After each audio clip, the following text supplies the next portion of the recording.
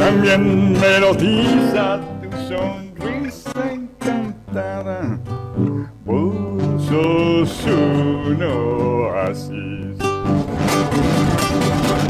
de incomparable belleza.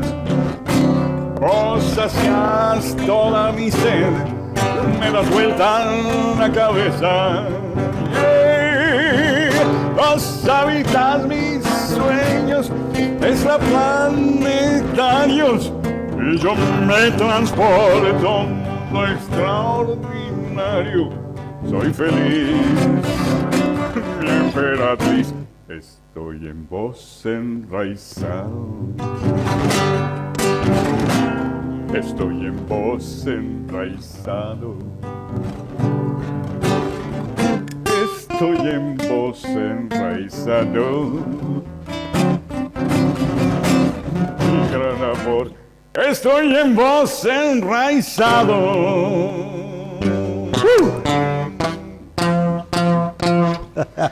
Me encantó. Alejandro Méndez Mazó. Qué sorpresa, Ale. Yo te esperaba cantando, no sé, para Pitipora, algo así. Y me salí con esto que es un blues tremendo. ¿Tuyo el tema qué tal? ¿Cómo sí, estás? Sí. ¿Qué tal, Mario? Tanto tiempo. Tanto tiempo, tanto tiempo hace que nos conocemos, ¿sí? Nos encontramos, nos cruzamos. Pero cuesta sentarse a hablar. Cuesta sentarse a hablar. Y No bueno, sé si dejar acá. Sí, puedes dejar ahí tranquilo, al costadito, acomodarlo ahí, no te preocupes. Sí, Que yo voy acá a hacer de investigador hoy sobre Alejandro Méndez Mazó.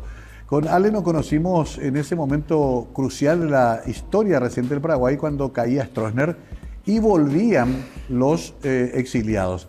Vamos a presentar una breve semblanza sobre él y luego entramos de lleno a conversar la noche con Alejandro Méndez Mazó.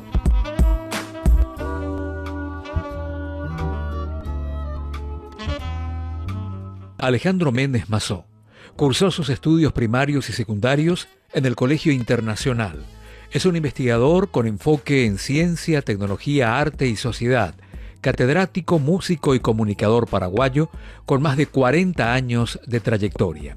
Ingeniero civil por la Universidad Tecnológica Nacional de Buenos Aires, investigador operativo por la Escuela Superior del Ministerio de Defensa, Argentina. Tiene una maestría en ciencias ambientales, un doctorado en artes, un diploma superior en ciencia, tecnología y sociedad, entre otros. Fue director general de Radio Paraguay en los años 1989 y 1990, asesor de planificación y proyectos de la Municipalidad de Lambaré, 1992 a 1996, consultor de análisis de investigación operativa de la Secretaría de la Mujer de la Presidencia de la República, 1998 y 99. Fue primer director general de la Dirección General de Educación en el Arte, Ministerio de Educación y Ciencias, Paraguay, durante los años 2011 y 2012. Además, fue consejero del Consejo Nacional de Cultura en 2013 y 2014. Del 2019 al 2023, fue jefe de investigación y miembro de tribunales de tesis del Instituto Superior de Bellas Artes. Desde el 2019 hasta la actualidad, es consultor independiente de investigaciones solventadas por CONACYT, FONDEC, además de ser coordinador del Museo y Extensión Extracurricular CNC Paraguay.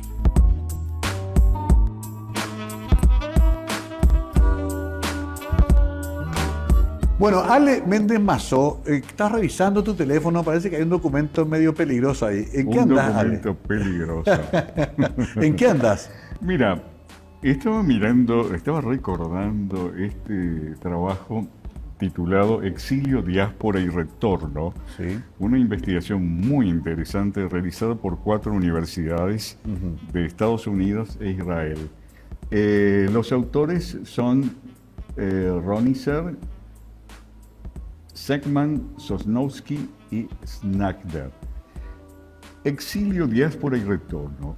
Transformaciones e impactos culturales en Argentina, Chile, Paraguay y Uruguay. Y estaba viendo, yo fui uno de los entrevistados, entrevistaron a Juan Manuel Marcos, a personas que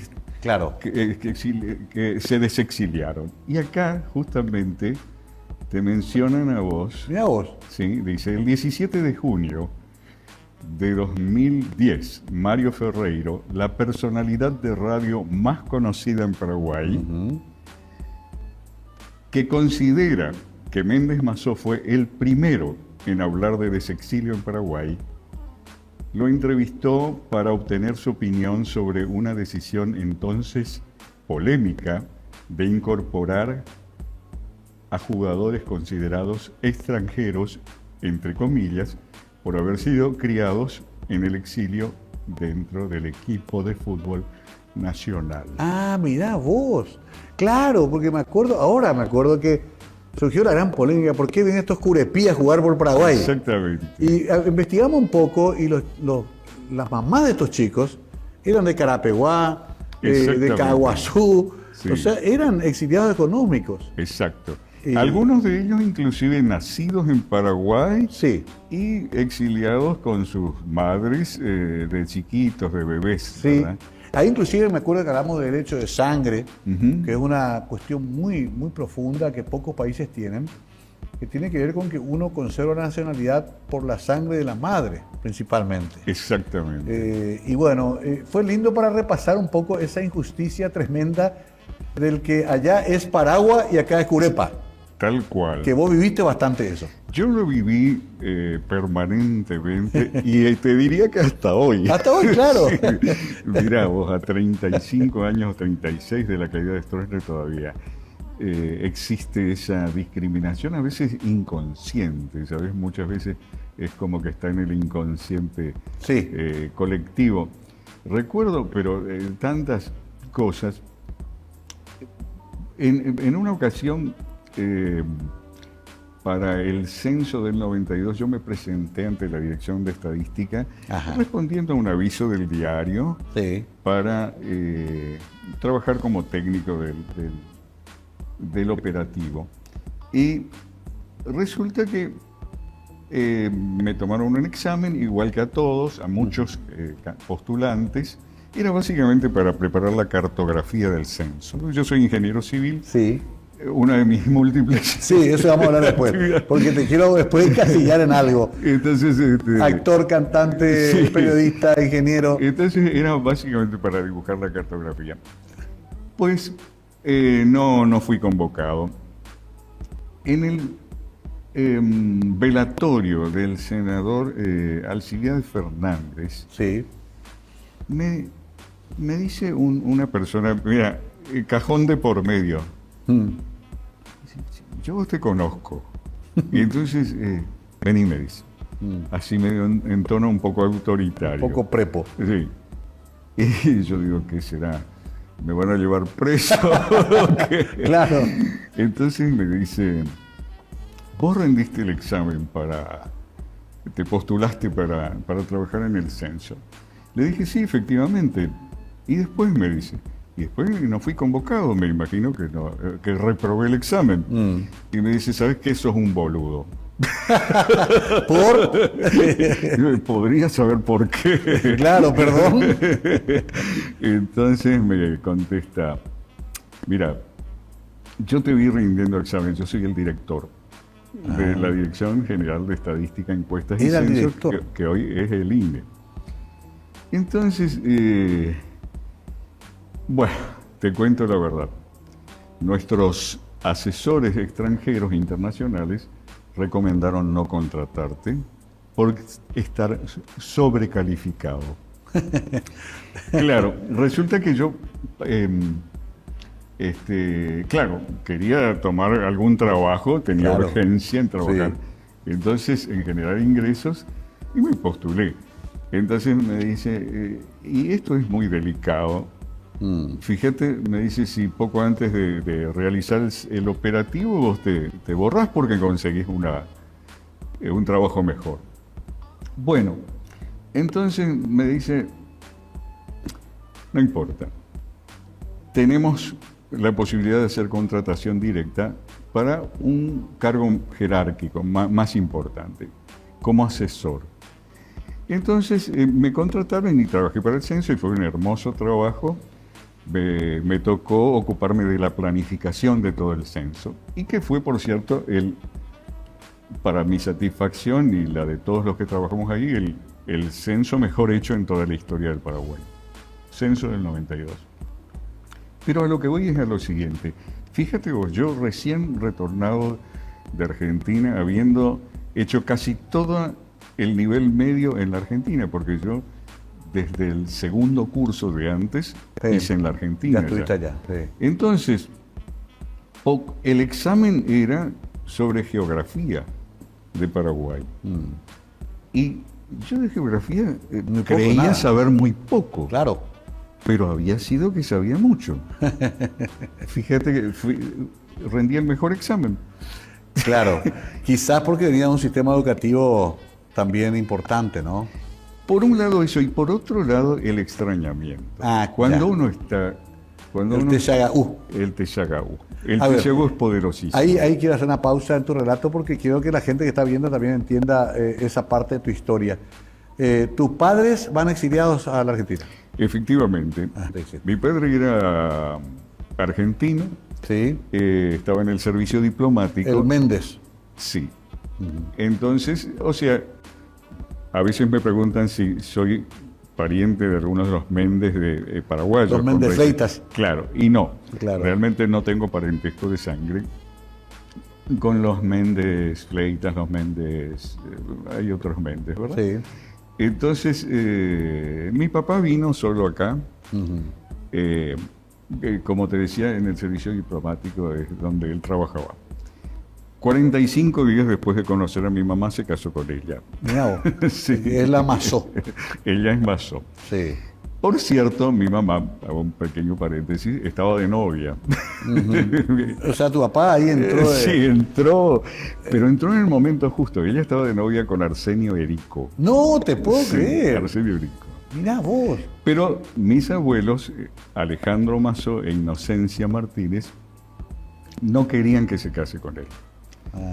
Porque ella era la menor de todos sus hermanos, la única soltera, y vivía con sus padres. Claro. Entonces no querían que se fuera. Ahí te voy a hacer una pausa. Vos sabés cómo es esto. Sí, los medios. Claro. Tengo que hacer la pausa para cumplir, pero me encanta este comienzo de historia. Podría haber sido el hijo de Satanín Rojo, acá Alejandro Méndez Masó. Pero bueno, hablaremos después un poco, porque si bien no es pariente de los Méndez Fleitas, después se juntan todos en Buenos Aires. Exacto. Porque el gran exilio, la gran diáspora, mi padre también en el 47, unió a millones de compatriotas que soñaban con una patria nueva, ahí desde la lejana y fría Buenos Aires. A la vuelta contamos parte de esa historia también con Alejandro Méndez Masó, nuestro invitado de esta noche.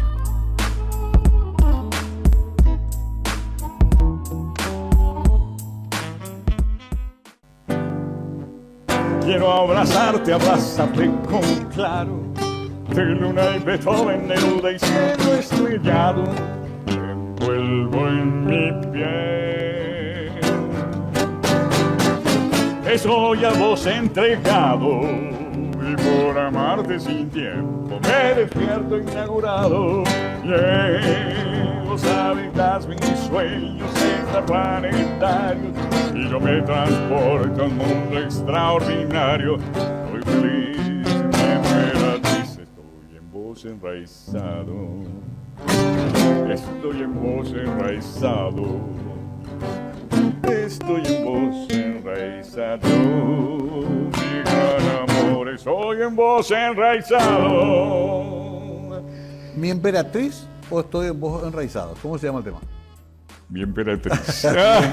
Como hombre de radio tengo que saber rápido. Resulta que ahora, al comienzo, canté la primera parte de este tema, que es en ritmo de guaraña, pero con armonía de blues. Jazz blues. Un jazz blues. Entonces, y ahora sí, con ritmo de blues. Claro, un bluesacho ya más de tipo papo y Exacto. aquellos músicos.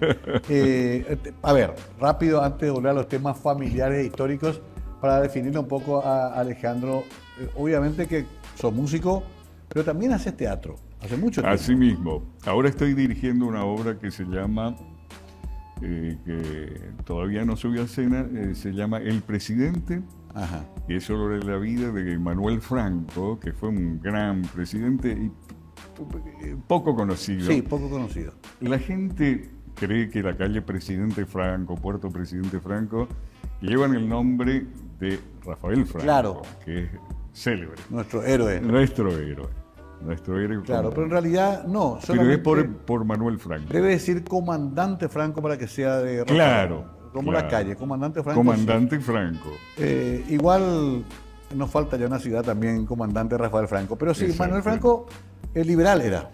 Liberal, uno de los conspicuos representantes de la generación del 900, la ilustre generación Qué interesante del 900. porque va a ayudar la obra a conocerla un poco más. Exacto, exacto.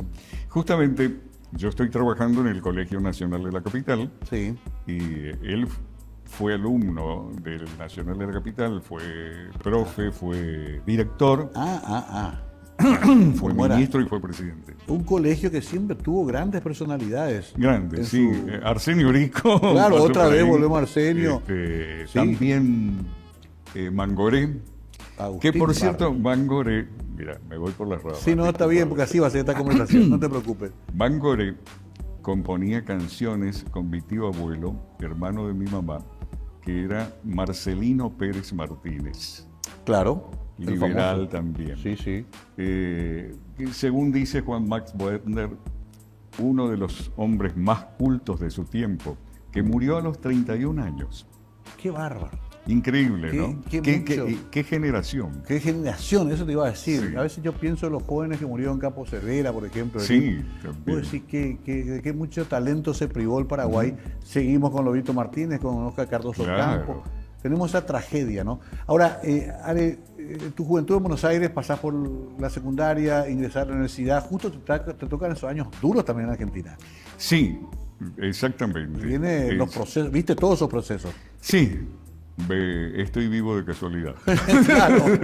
Y ya te vinculabas ahí con la comunidad Sí, paraguaya. Efectivamente. Nunca perdí el vínculo porque mi mamá, que era odontóloga, pintaba cuadros, también cantaba. Ah, Y ella grabó un disco, un long play, Mirá vos. con Eladio Martínez, con el conjunto de Eladio Martínez. bajo el nombre, ¿cómo era el nombre? Ella es Lila y el conjunto de Eladio Martínez. Lila Mazó. Lina Basó, él es un larga duración, un disco de vinilo. Ya mismo me pongo a buscar porque no Sí, tengo mi colección. Sí, Lo voy a está. conseguir. ¿Sabes Oh, quién hizo una edición muy interesante? Condensó en un material mujeres cantantes paraguayas. Rodolfo, ¿cómo se llama este muchacho? Se me fue el nombre que falleció ya. Gómez. Gómez. Sí, Rodolfito, que Rodolfo. hacía programa Ñandutí. Exacto. Sí, sí, Rodolfo sacó un disco con apoyo del Fondec y Mirá para vos. mi sorpresa ahí estaba mi mamá cantando. Qué maravilla. Ya mismo ya conseguí, sí, Rodolfo fue colega mío, un gran trabajador de la cultura. A ver. Y mi pero- adolescencia, Sí. te digo, me dijiste mi adolescencia. En mi adolescencia fue fundamental José Asunción Flores. ¿Lo llegaste a conocer? Sí, él me dio clases de violín en casa. Qué bárbaro. Yo estudiaba en el Conservatorio Municipal Sí, de en Buenos Aires. Asunción, acá. Primero. Acá. Violín con Lorenzo Álvarez. El papá papá de de Luis era Luis. mi profe. Sí. Cuando fuimos al exilio, enseguida apareció por mi casa José Asunción, que ya conocía a una tía mía, hermana de mamá, Ajá. que estaba casada con el coronel Pablo Stañi, que fue jefe de la aviación, y bueno, estaba como agregado militar en la Ajá. Argentina. Ya.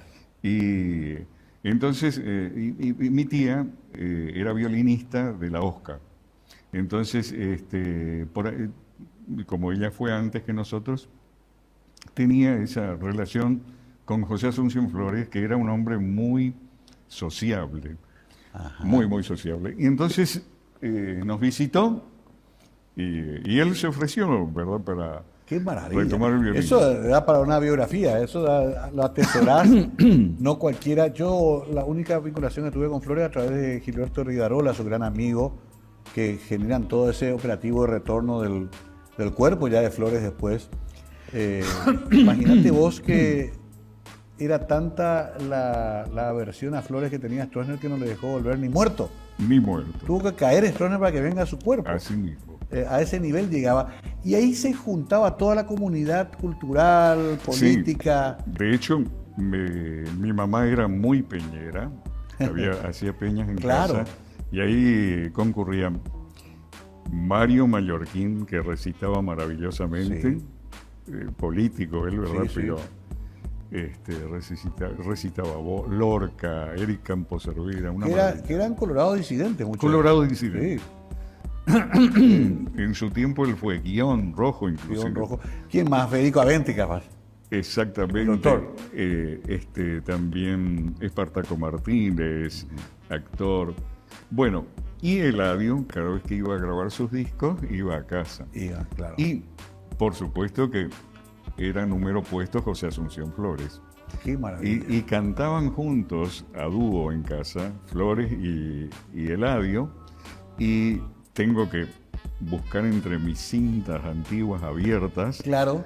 Y grabaciones que hicimos en casa, grabaciones caseras. Qué maravilla, qué tesoro eso. Ahora, ¿tu mamá llegó a volver a Paraguay alguna vez? Sí, mamá volvió y falleció acá. Tú pudo. Ya antes de que cayera Stroessner. Ya pudo volver. Sí, Ajá. sí, ella pudo volver. ¿Y vos esperaste un poco más?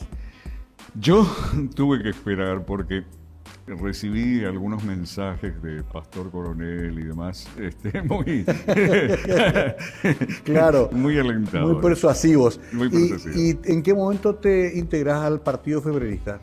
Bueno, cuando asumió como presidente del partido Euclides Acevedo, él fue el que me invitó a afiliarme.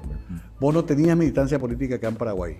No, yo tenía 13 años cuando... Claro, no tuviste tiempo. Entonces, ahora mi padre, me río porque demasiado salto de un tema. No, pero así va a ser, no te preocupes. Mi hijo... Es como un rompecabezas, ¿viste? Resulta que en un momento dado, Stroessner le hizo pedir colaboración a papá, porque papá dejó la diplomacia para quedarse en Paraguay y se enamoró del Paraguay con muchos curepas. Claro, pasa mucho, curepas. ¿Cierto? Entonces se dedicó al negocio de la madera, que era el oro de Paraguay en ese tiempo. Entonces él tenía sus contactos porque era encargado de negocio y era un excelente vendedor, un talento que yo lamentablemente no heredé. Y entonces exportaba mucho a la Argentina y a diversas partes del mundo. Y inclusive en una época cuando yo era chico fuimos a vivir a Santa Fe porque era equidistante de Asunción y Buenos Aires. Ya entiendo. Por el tema de la madera. Pero a lo que voy es a lo siguiente.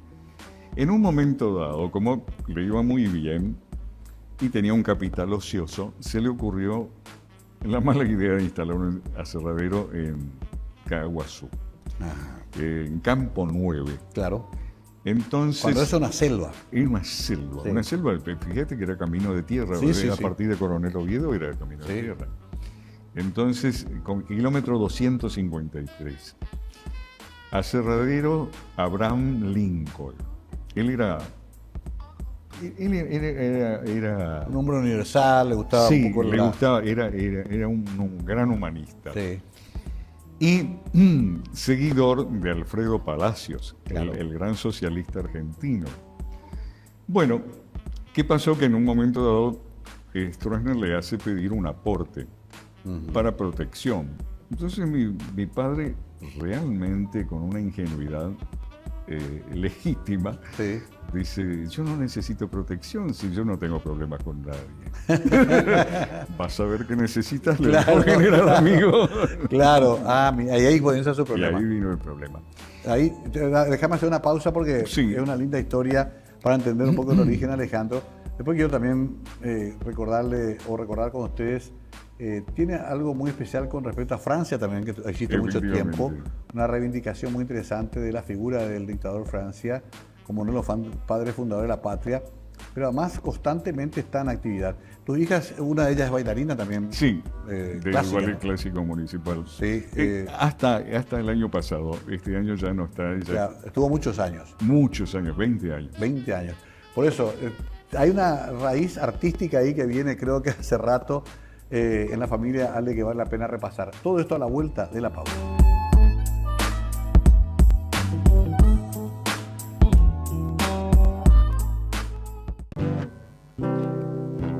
Igualitarias, pero he vuelto a vos después de 1000 años, porque en vos me hallo, sos mi gran amor,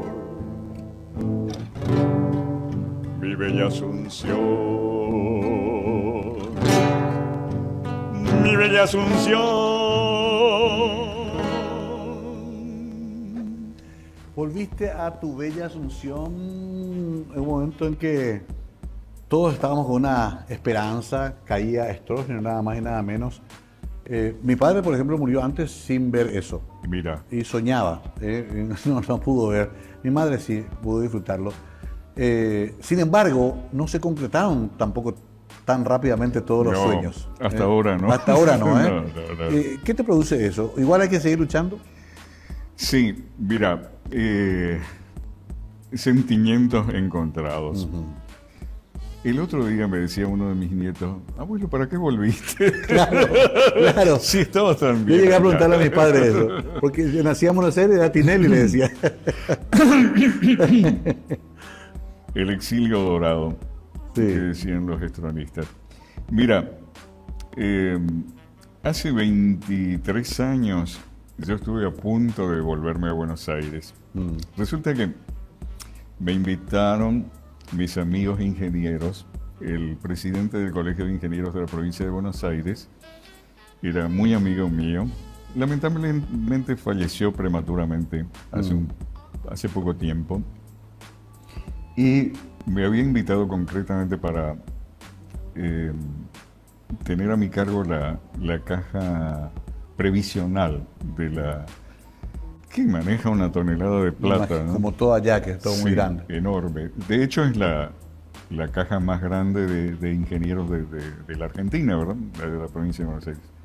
Estaba a punto de irme y mi hija Anaí, que actualmente es abogada, y en ese momento era chica todavía, me dijo, mira papá, hay un aviso en el diario, una convocatoria a audición de ópera. Ajá. Y yo dije, en Paraguay. Además decía el título, Audición Internacional de Ópera. Yo decía, ¿será que vienen a buscar valores? No. Y era Uninorte que convocaba. Aquella iniciativa fabulosa de... Fabulosa. Sí. Tan fabulosa que a mí me convenció de quedarme en Paraguay y rechazar la oferta hermosa que me hicieron mis amigos en Buenos Aires. Claro, porque esta vez, otra vez estaba vinculada con el arte. Lo otro con una cuestión más administrativa. Exactamente. Yo nunca quise tentar suerte en el Teatro Colón. Tenía amigos que estaban... Hoy en día hay ex integrantes de la ópera de Uninorte que están allá. Y nunca quise porque no quería desarraigarme, quería volver a Paraguay apenas se dieran las condiciones. ¿Cuántas óperas hicieron en esa temporada larga? Porque fueron varios años. 10 años más 10 o menos. años. Con toda la producción, con toda la infraestructura. Sí, y te digo que fueron los mejores 10 años de mi vida, ¿no? ¿Sí? Sí, para mí sí. Se Porque, hicieron todos los clásicos. claro, yo me canté las óperas, todas a las que pueda aspirar alguien de mi registro de voz. Yo tengo el registro de bajo profundo. Bajo profundo. Entonces,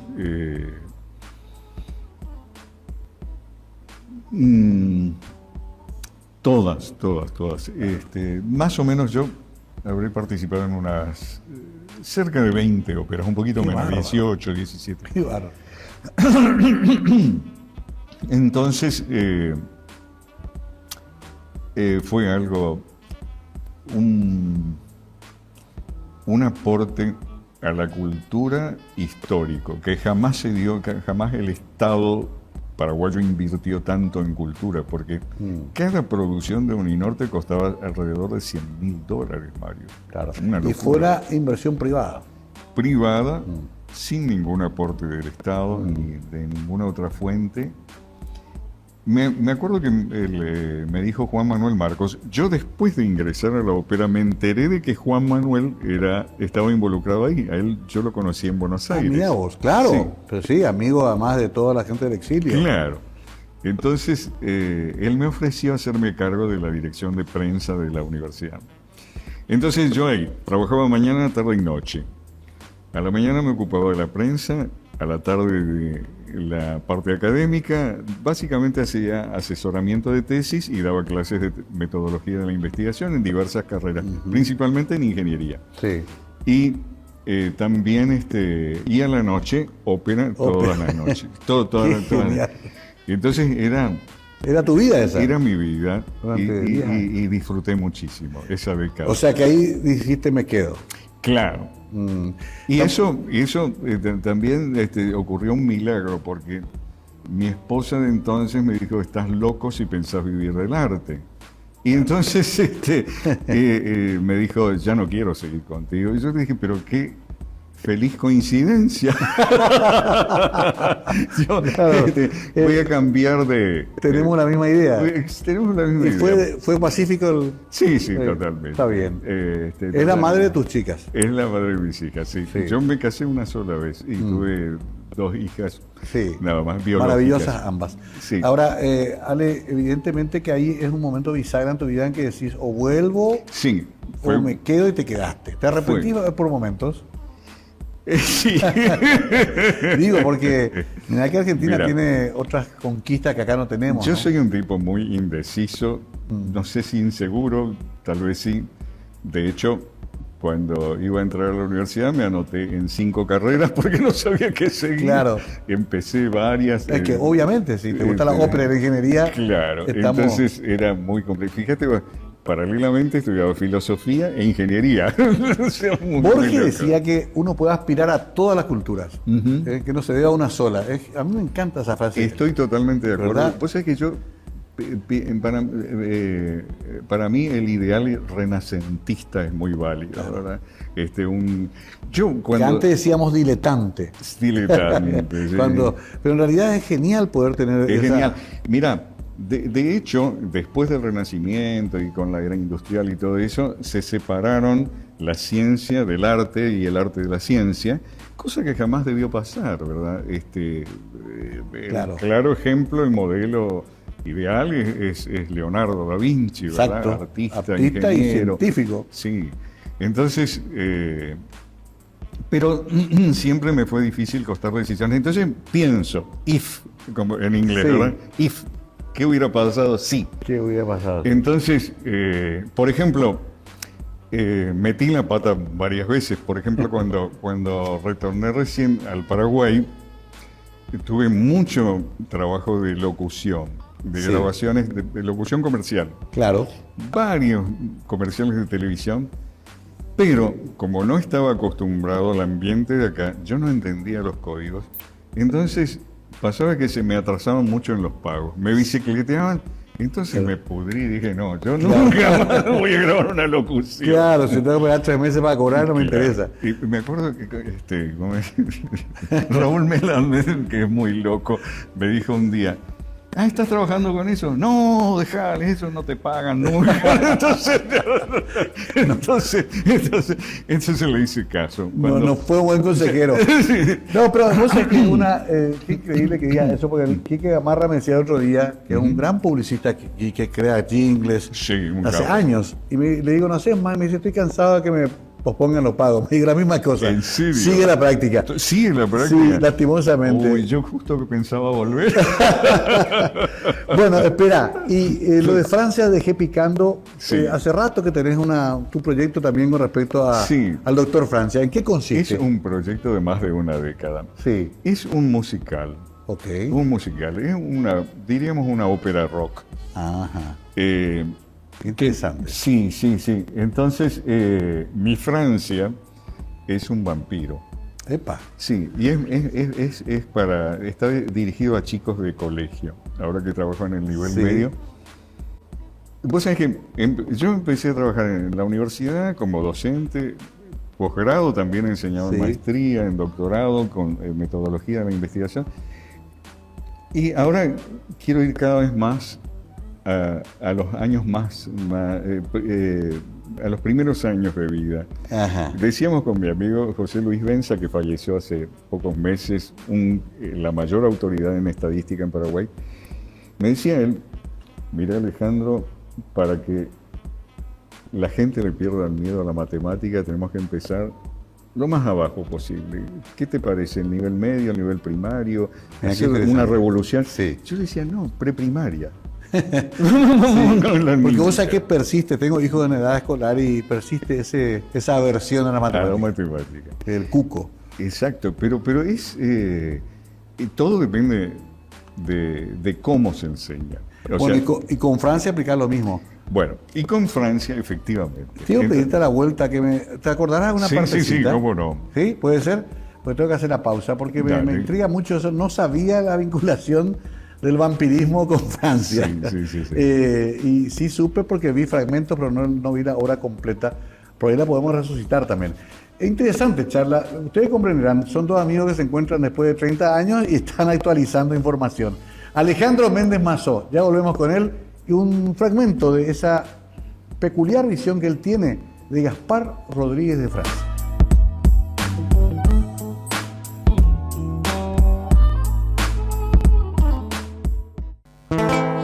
Soy el dictador supremo inmortal.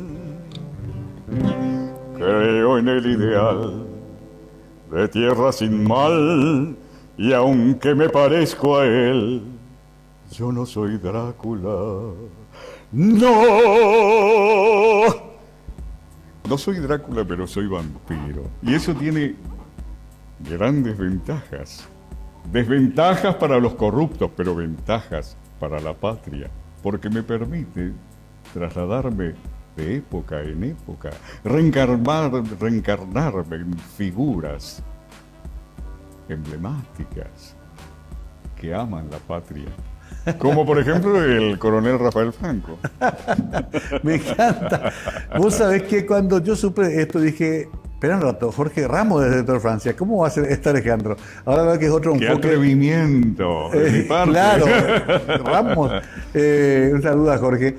Pero claro, otro enfoque. Jorge, capo. Otro enfoque totalmente. Sí. Qué interesante ese vampiro. Sí, mi Francia justicia. es diferente de Jorge. Ahora, Francia en general, todos revalorizamos también con la visión de Robastos.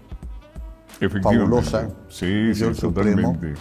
Libro que no tienen que tenerle miedo los chicos, hay que leerlo, no es tan complicado como lo dicen. Y sobre todo, para los que vivimos en la época de la dictadura, era el otro modelo de dictador que quizás queríamos para el Paraguay, ¿no? Así ¿Qué te mismo. representa vos, Francia y López? Bueno, yo creo que son los padres de la patria, indudablemente, los padres de la paraguayidad, no cabe duda de eso. Inclusive, todo eso ha tenido una repercusión muy grande en la generación del 900, que es la que reivindica a Francia y los López, ¿verdad? Porque terminó la guerra de la Triple Alianza y fue declarado traidor a la patria, totalmente. López, ¿verdad? Sí. El mariscal López. Y ante Francia también. Y Francia también. Sí. Entonces, justamente es esa generación del 900 y post-generación del 900 la que reivindica la figura de estas grandes personalidades. Y por eso yo digo justamente ahora en la tesis que estoy preparando para defender en Buenos Aires, tesis doctoral, Sobre la guarania. es sobre la guarania, y justamente rescato el contenido de nuestras guaranias. Es un contenido de resiliencia, ¿no? Después de la guerra de la Triple un Alianza. tanto bucólica, ¿no? Exacto. Sí. Entonces, yo creo que eso es lo que todavía no hemos terminado de entender y nos falta entender, ¿verdad? Entonces, no sé si esto ya te lo dije, tuve un tío abuelo, Marcelino Pérez Martínez, Claro, sí. que escribía letras de canciones para Agustín Barrios Mangoré. Juntos compusieron La que Guaverá, por ejemplo. Ah, ya. Entonces, todo eso era para recuperar la identidad. Pero acá hay una contradicción lógica, una contradicción dialéctica muy interesante, Ajá. porque se recupera la identidad, fíjate Mario, tomando elementos europeos. ¿Por qué? La guarania tiene el fraseo europeo. Cierto. Acordate de que Sí. los maestros de Flores eran tanos. Claro. ¿Verdad? Siguiendo la tradición lopista, afortunadamente siguió esa inercia de traer maestros italianos, los mejores músicos del mundo en aquel tiempo, cuando estaba de moda en el mundo el romanticismo que dejó Correcto. Beethoven y todo. Bueno, entonces se cruza el canto de la selva con la ópera y la canzoneta, ¿verdad? Por eso los cantantes líricos son buenos cantantes de guaranías y viceversa. Claro, y quizás por eso también después la obra de Flores es interpretada por la orquesta del Bolshoi sin problemas. Exactamente. Ese lenguaje sonoro está ahí, Sí. tiene esa raíz europea, ¿no? Así mismo. Y aún así tiene también nuestras raíces. Sí. Qué interesante. Yuri Aranovich, que dirigió estas grabaciones, Sí.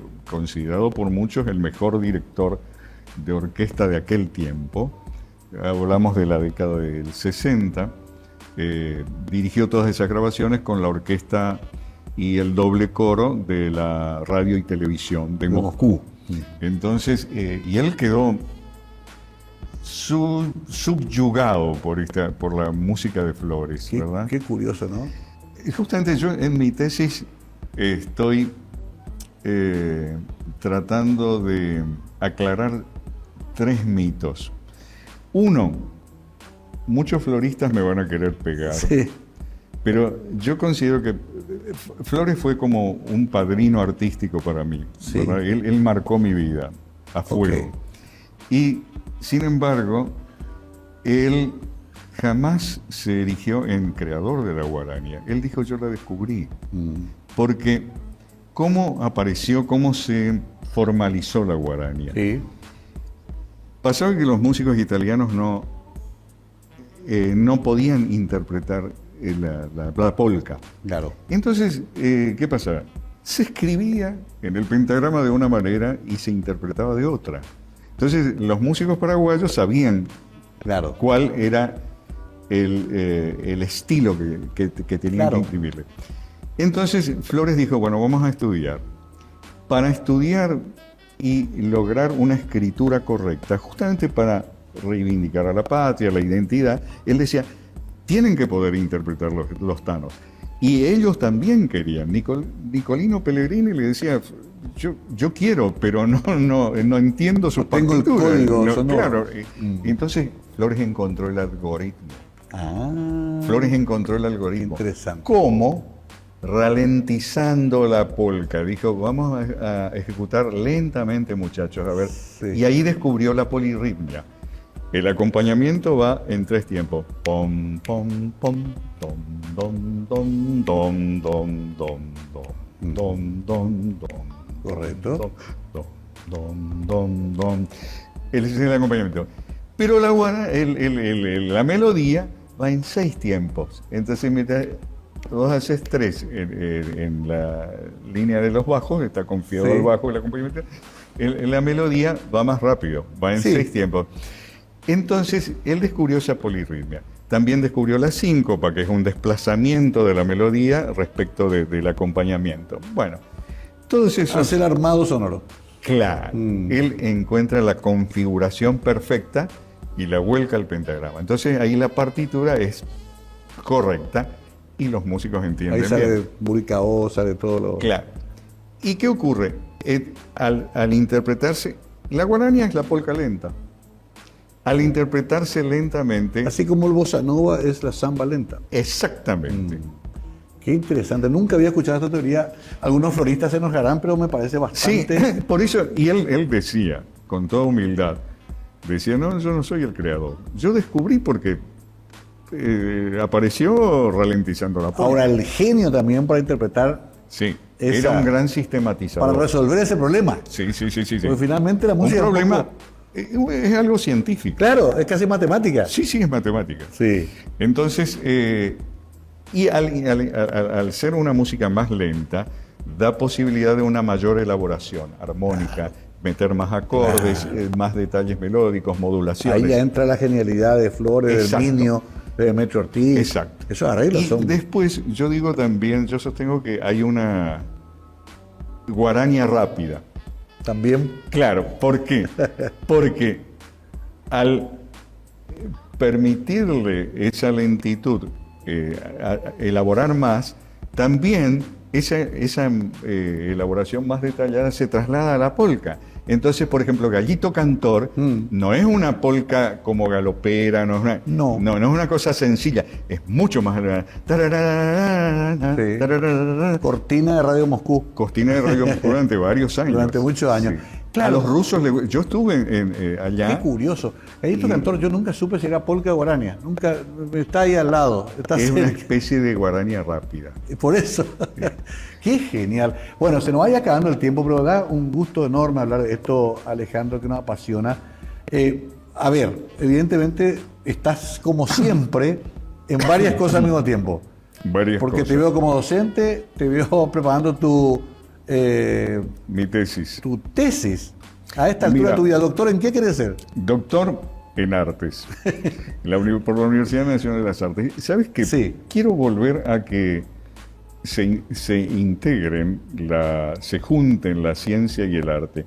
Por ejemplo, ¿por qué no se puede defender una tesis de ciencia a través de un monólogo científico? Un monólogo científico es como un stand-up, pero Con de ciencia, base con científica. contenido científico. Interesante. Entonces, ¿por qué no utilizar como herramienta el arte para una presentación científica? Qué genial. Me encanta. Yo compro la idea, pero te van a decir, estás loco. Los profesores de la Facultad de Ingeniería te van a decir, pero estás loco. Yo quiero un trabajo, una monografía, un tratado, Claro. lo formal. Y me encanta esa locura. Ojalá me digan que estoy loco.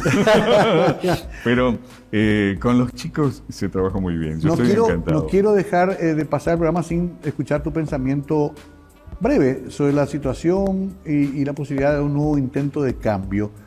Lastimosamente, lo que se logró con la alternancia de Fernando Lugo, por múltiples motivos, se interrumpió.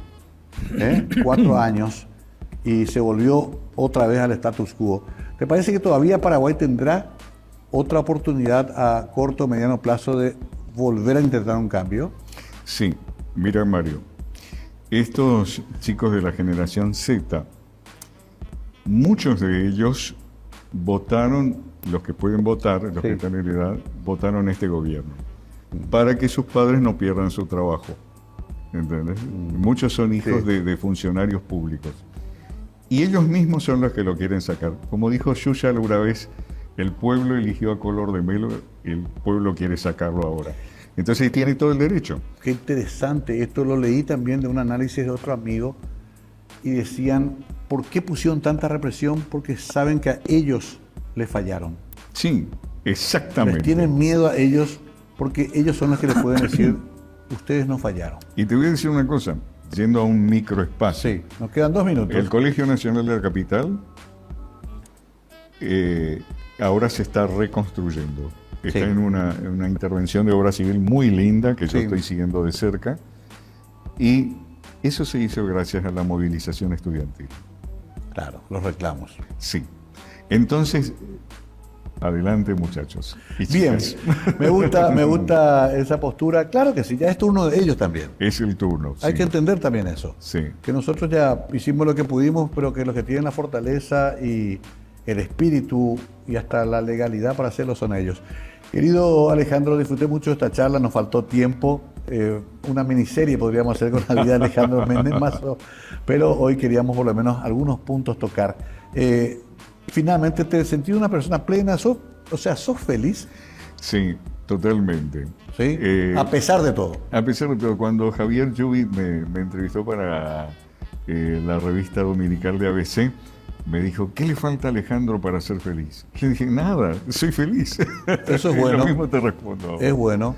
Gracias, Ale, por venir. Gracias a vos, Mario. Un gran placer. Alejandro Méndez Mazo, hace 35 años venía este muchacho de Buenos Aires y me decía, ahora hay que procesar el desexilio. Y ahí explotaba todo, porque ¿qué era eso?